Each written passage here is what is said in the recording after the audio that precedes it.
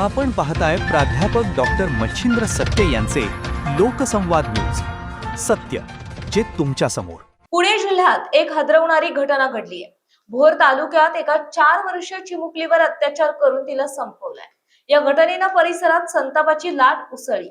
आरोपीने दगडाने चिमुरडीची हत्या केल्याची माहिती समोर येते. या घटनेनंतर संतप्त ग्रामस्थांनी मुलीचा मृतदेह पोलीस स्टेशनच्या बाहेर ठेवलाय. गावकऱ्यांनी रास्ता रोको आंदोलनही सुरू केलंय. दरम्यान घटनेची माहिती मिळताच पोलिसांनी या घटनेतील आरोपीला बेड्या ठोकल्यात. आरोपीने अत्याचार करून दगडाने चिमुकलीची हत्या केल्याची माहिती समोर आली. आरोपी 65 वर्षीय असल्याचे देखील माहिती मिळाली.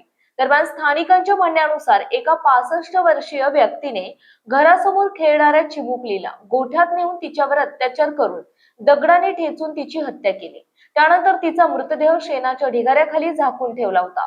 दुपारी चिमुकली न दिसल्यानं तिची शोधाशोध केल्यानंतर चिमुकली गोठ्यात मृत अवस्थेत आढळली.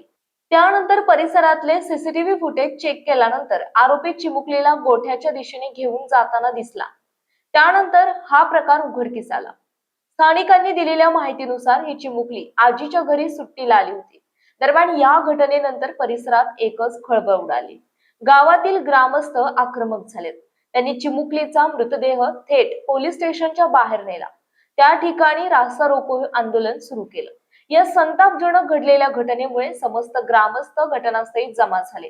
त्यांनी मृतदेह हलवण्यास नकार देऊन सदर नराधमास ग्रामस्थांच्या ताब्यात द्यावे, आम्ही त्याला शिक्षा देऊ अशी मागणी करत आहेत.